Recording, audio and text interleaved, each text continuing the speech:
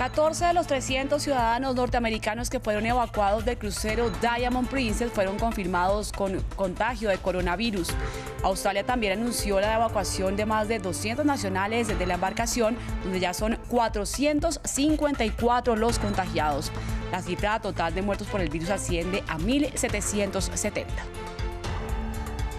En El Salvador, tras una multitudinaria manifestación a las afueras de la sede del Legislativo, seguidores del presidente Nayib Bukele anunciaron un nuevo plazo de 15 días para que los congresistas aprueben el presupuesto de $109 millones destinado a combatir las pandillas. Y en Francia, la exministra de Salud Agnès Buzyn entregó el cargo a su sucesor, Olivier Véran, para asumir su campaña a la alcaldía de París por el partido oficialista. La nominación llega luego de que Benjamin Griveaux abandonara su candidatura en medio de un escándalo por la filtración de un video de contenido sexual. Actualizamos la información de América Latina y el mundo aquí en France 24. Bienvenidos de nuevo, yo soy Liliana Valencia. En Japón, las autoridades de salud anunciaron un centenar de casos más de coronavirus a bordo del crucero Diamond Princess. En total ya son 454 pasajeros contagiados por el COVID-19. Es esto porque también el gobierno estadounidense decidió evacuar a más de 300 ciudadanos de su nacionalidad. Este es el brote de coronavirus más grande fuera de China, donde la enfermedad ya ha contagiado al menos 70.548 personas y provocado la muerte de 1.775. Mar Romero nos cuenta más. De vuelta a casa. 300 estadounidenses llegaron a su país después de 2 semanas de cuarentena a bordo del Diamond Princess, el crucero atracado en la costa japonesa aislado debido al brote de coronavirus. El gobierno norteamericano decidió evacuar a sus connacionales para evitar más contagios de estadounidenses. Pero durante el proceso de traslado, las autoridades recibieron la noticia de que 14 de los pasajeros evacuados están contagiados con el COVID-19. Sin embargo, no habían mostrado síntomas y por eso fueron admitidos en la evacuación. El Departamento de Seguridad Nacional aseguró que los enfermos viajaron en condiciones de aislamiento. Según las últimas cifras, 454 viajeros del Diamond Princess están contagiados. Es el brote de coronavirus más grande fuera de China. El crucero lleva en cuarentena en el puerto de Yokohama, cerca de Tokio, desde el 3 de febrero, y sus pasajeros no pueden ni siquiera salir a cubierta como medida de prevención. El constante aumento de casos de contagio a bordo también alertó a otros gobiernos. El primer ministro australiano, Scott Morrison, anunció que evacuará a 200 australianos. Hoy hemos decidido actuar para proveer asistencia directa a los que están en el barco, dándoles un vuelo de salida asistido desde Japón a Australia el miércoles. Las autoridades canadienses e italianas también valoran repatriar a sus ciudadanos. Pues mientras la epidemia de coronavirus continúa expandiéndose en la provincia china de Hubei, los efectos económicos empiezan a sentirse más allá. A pesar de la distancia física, la industria del turismo en Tailandia, Camboya y otros países del sureste asiático empiezan a sentir el golpe financiero. Hoteles vacíos, playas desiertas y cancelaciones masivas. El sudeste asiático está pagando un alto precio por la epidemia de coronavirus. Se estiman pérdidas de miles de millones de dólares. Las reservas se desploman mientras que los turistas chinos se encuentran sujetos a numerosas restricciones tanto en su país como en el exterior. La región está sufriendo del estigma que conlleva el virus. El dueño de este parque de elefantes asegura que la expansión del COVID-19 ha hecho que la gente tenga miedo de visitarlo. Normalmente tenemos entre 1.500 y 2.000 visitantes al día. En el momento es mucho peor, 10% de esa cifra, 100 o 200 personas visitan el parque. 10% de visitantes que generan solo un 10% de ganancias. Este lugar representa un microcosmos de la situación que está viviendo la economía tailandesa, donde la industria turística aporta un quinto del PIB del país. Cerca de 1 millón de turistas chinos se esperan cada mes, pero un 86% menos ha llegado en lo que va del año. Puede que tenga que cerrar mi tienda e irme a casa temporalmente hasta que los turistas regresen, pero por ahora no sé qué pasará. Se prevé que las pérdidas ligadas a la epidemia superen los 7.000 millones de dólares. Vietnam, por su parte, estima que perderá una cifra similar durante los próximos 3 meses. En Sihanoukville, una famosa playa del sur de Camboya, conocida por sus casinos, el turismo también se marchita. Pero los residentes conservan la esperanza de que sea cuestión de tiempo que se controle el virus y se recuperen las llegadas. Justo ahora el turismo está a la baja, pero creo que en el futuro cercano los turistas chinos y los de otras regiones volverán. Conscientes del riesgo por la pérdida de ingresos, Tailandia y Camboya siguen recibiendo a turistas chinos. Ambos países se han conformado con fortalecer los controles en aeropuertos y pasos fronterizos, mientras que en Tailandia las autoridades han ido un paso más allá y ofrecen visas de turismo gratis. Vamos a El Salvador porque en medio de las tensiones opositoras y tras el cumplimiento de la fecha límite dada por el gobierno de Nayib Bukele al Congreso para que apruebe el controvertido préstamo que busca financiar el plan de seguridad para hacerle frente a las pandillas, los simpatizantes de Bukele otorgaron al legislativo un nuevo plazo de 15 días. El Mariángulo nos amplía la información. ¿Qué voy a decir? Si en 15 días... Alzando cruces negras, decenas de simpatizantes de Nayib Bukele recorrieron las calles de San Salvador.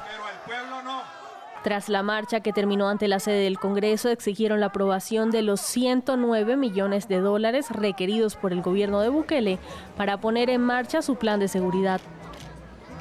Estamos en un proceso insurreccional y eso no es delito. Ese es un artículo de la Constitución.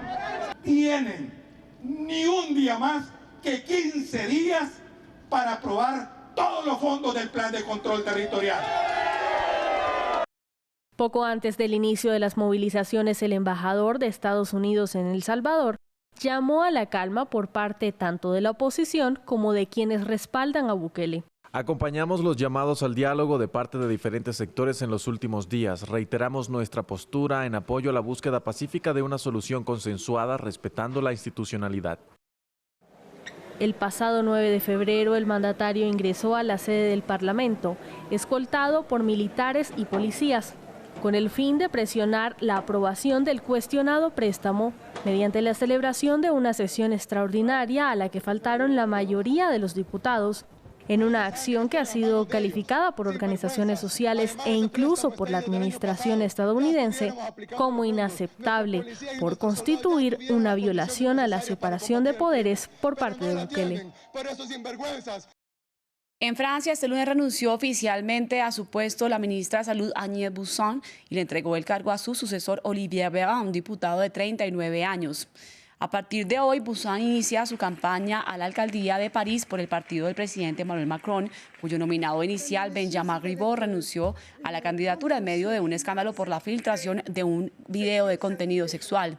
Buzyn se refirió a esta decisión.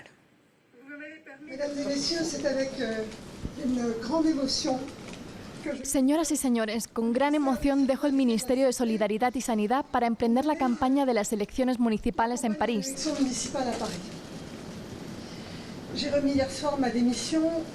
Anoche entregué mi renuncia al primer ministro y al presidente de la República. Abandonar este ministerio, como podrán imaginar, es una angustia. Durante más de 2 años y medio tuve el honor de liderar las políticas sociales y de salud de esta sede. Y seguimos en Francia porque hoy se adelanta en la Asamblea Nacional una nueva sesión sobre la reforma pensional promovida por el presidente Emmanuel Macron. El proyecto ha generado meses de masivas manifestaciones que han dejado millonarias pérdidas para la nación gala y una caída en la imagen del primer mandatario. Ampliamos esta información con nuestra periodista en París, Erika Olavarría. Erika, buenos días, tardes ya para usted y cuéntenos qué se espera para el debate de hoy, qué va a ocurrir entonces en la Asamblea.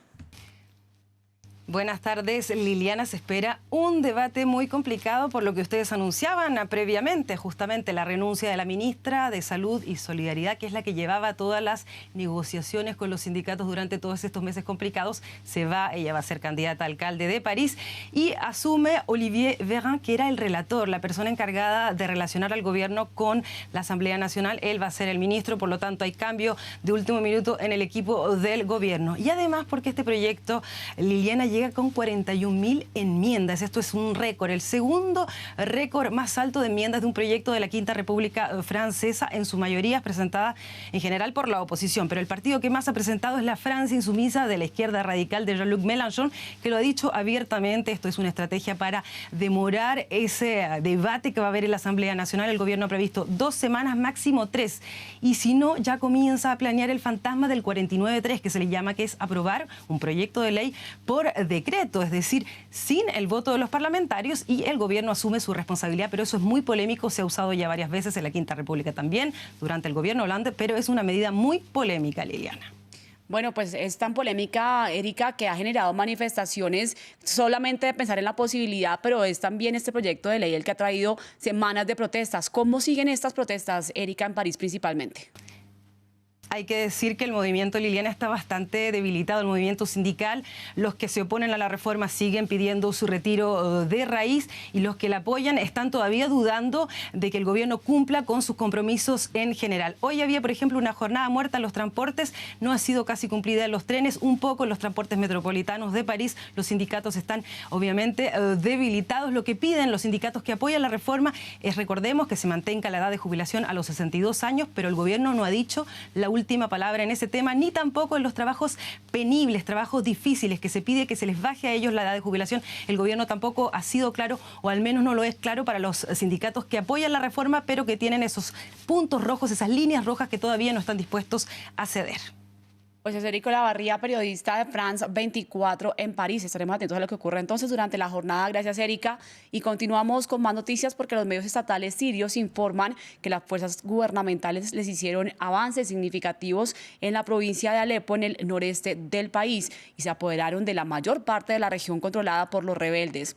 Este avance llega un día antes de que Turquía, que respalda a los rebeldes, y Rusia, que apoya al gobierno sirio, tengan una nueva ronda de conversaciones sobre la escalada de la violencia en esta área. Las tropas del gobierno de Bashar al-Assad acaban de retomar los pueblos alrededor de Alepo. Para estos residentes, esa es una excelente noticia. El domingo, Rusia bombardeó varias posiciones en el noroeste de la ciudad, obligando a muchos rebeldes a huir antes de que entrara el ejército sirio. Las fuerzas del régimen han tomado el control de todas las áreas ubicadas en las aldeas del noroeste de Alepo, sin ni siquiera luchar contra los rebeldes. Ahora, toda la ciudad y sus alrededores están bajo el control de las fuerzas del régimen. Retomar el control de la provincia de Alepo y de su vecina Idlib era una prioridad para el gobierno de al-Assad, que intensificó su ofensiva en la región en diciembre. Uno de los objetivos era reabrir esta carretera que une Alepo a la capital, Damasco. Pero la ofensiva por tierra, respaldada por bombardeos masivos de Rusia y Siria, ha obligado a huir a 800.000 civiles. La mayoría de ellos ha viajado hacia el norte, en dirección de la frontera turca. Los líderes turcos, que temen otra catástrofe humanitaria y la afluencia de migrantes, han pedido un alto al fuego, hasta ahora sin éxito. Nuestra delegación se reunirá con una delegación rusa en Moscú. Me encontré con el ministro de Asuntos Exteriores ruso, Sergei Lavrov, y le dije que la agresión en Idlib tenía que parar. Ankara ha respaldado una alianza de grupos rebeldes que ha estado luchando contra las tropas sirias, ha enviado armas adicionales a sus puntos de observaciones en Siria, cerca de la frontera. Parece que 4 de ellos están rodeados por tropas sirias, y Turquía dice que luchará si Siria no se retira. Y finalizamos en Marruecos, país del norte del continente africano, donde el estudio de cine Atlas en la ciudad de Ouarzazate no tiene nada que envidiar a los mejores estudios de Hollywood, y por eso ha traído a cineastas internacionales desde hace ya varias décadas. Allí se produjeron y se filmaron películas famosas como por ejemplo La Momia, y también series como Prison Break y Game of Thrones. Además de 50 películas más, y muchas de ellas ganadoras de premios importantes en el mundo de la gran pantalla. Esta historia empezó en el año de 1962, cuando el director inglés David Lean eligió la ciudad marroquí para rodar su famosa película Lawrence de Arabia. Y vamos a revisar los titulares de nuestro portal internacional de noticias, France24.com. A esta hora titulamos: la ahora exministra de Salud anuncia su candidatura a la alcaldía. Noticia principal desde el continente europeo en Francia, y así también otros reportajes preparados por el equipo periodístico de France 24. Recuerden que transmitimos también en France24.com en 4 idiomas: inglés, francés, árabe y español. Por ahora terminamos en France 24, pero usted puede continuar con más también aquí con nosotros. Tenemos más para ustedes. Quédense. Esto es France 24.